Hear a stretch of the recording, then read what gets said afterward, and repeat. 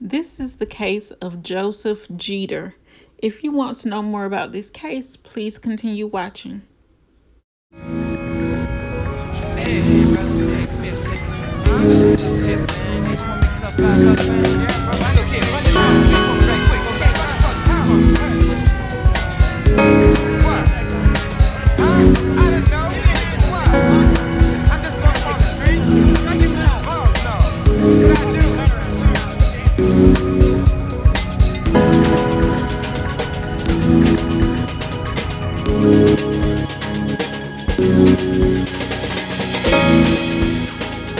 You are watching Roll a Mile in My Shoes TV.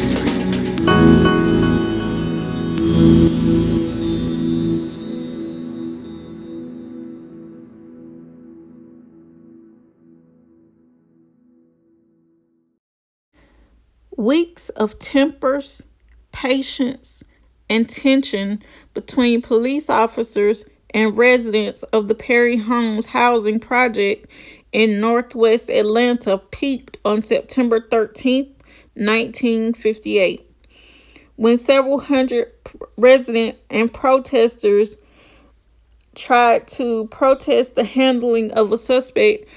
By the time the confrontation was over, Officer W.O. Dempsey had shot Joseph H. Jeter, superintendent of the building and groundskeeper at the Perry Homes apartments.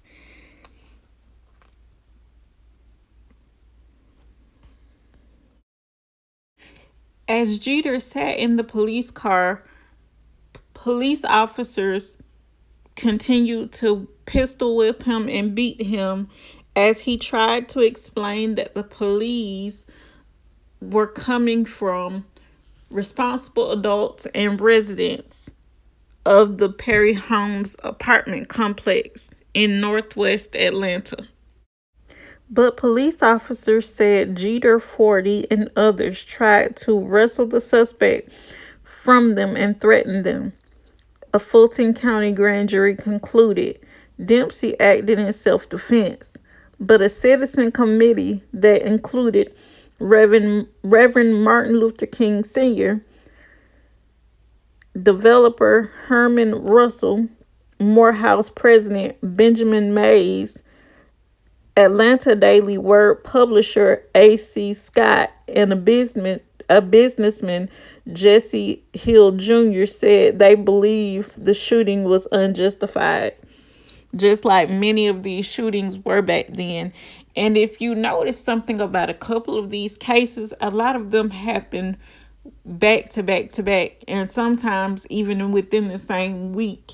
And I believe a lot of these police officers, due to it being small towns in Georgia, all being grouped together, a lot of these people probably knew each other or had family members that were related in some way, so that made them sort of like a family. So, they probably all got together, and, being the kind of people that they probably were, they decided to, just go around these black neighborhoods and harass a lot of, black residents, because back then it was the 50s, and, a lot of black people, even though they were supposed to be seen as equal, they weren't really equal to, or they weren't considered to be equal to a white person, or especially a white male, because let's face it, even most of the women who were married to these men weren't even seen as equal to their husbands. So what do you think a black person, whether it be a man or a woman, is going to have to deal with? They are really not going to be seen as equal, because all they're seen as a black person, and in some cases just servants or workers, or even, to some of them, properties. Because little did I know, a lot of that stuff that was in the book and in the movie The Help, where some people would give their maid or whoever to the next person in line, like their children, when they die, depending on how old the maid was and how old the person was, that would really be a thing. And a lot of them, since that was a thing and a lot of people knew about it at that time, they couldn't really, get jobs anywhere else. So they would work for the family until somebody decided or something supposedly happened and they could no longer work for that family again. I didn't know that this was a thing, but unfortunately it is a thing, and it happened a lot of times back then, which I didn't know until recently.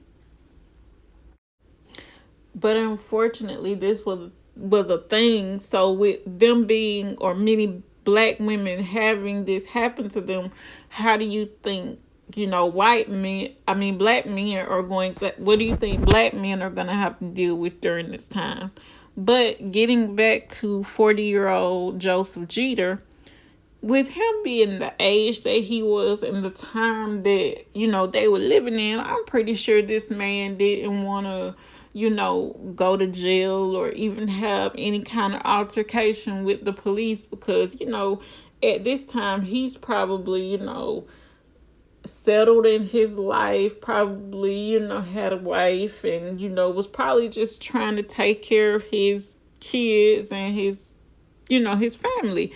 And, even though tensions were high during that time, because you have to remember, this was also during the same week, I believe within the same day, that Ernest Hunter was murdered by Officer Billy Carter in the last story I did.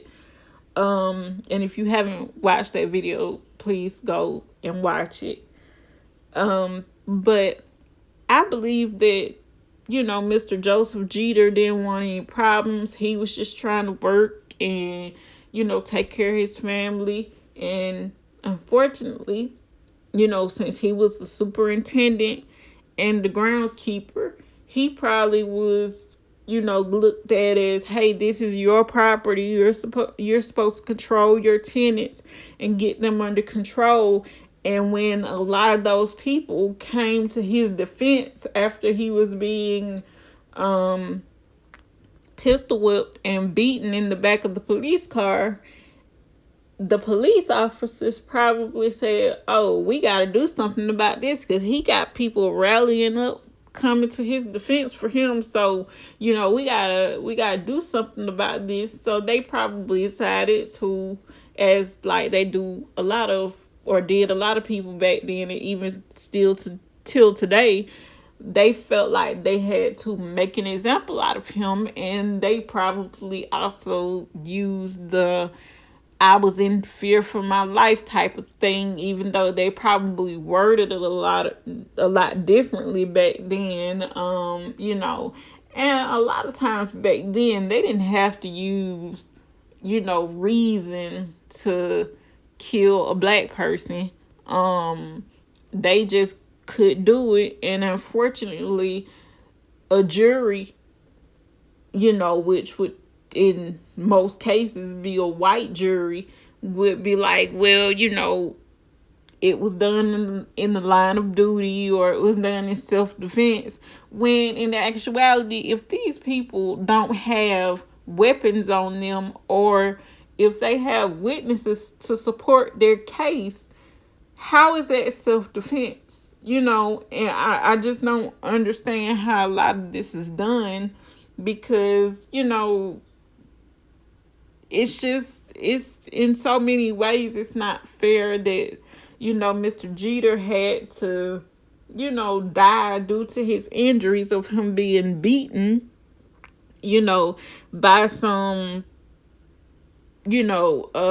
police officers, or, who had what I like to call short man or little man syndrome. And, I think that's why a lot of these white police officers like to intimidate or harass a lot of these black residents or black men in general, because they feel like, they could, because they a lot of them probably were on this power trip with it being the 50s and all. They probably felt like, oh, we can do this. And, you know, a lot of them probably, like I said, had short man syndrome. And, you know, it didn't make them feel good to see a lot of these black men who they probably felt like they were above being able to walk around with their heads held high and not be, you know, criminals or thugs as they painted them out to be. But if you guys like this video, although it was short, please like, share, and comment, and subscribe. And I'll see you guys on the next one.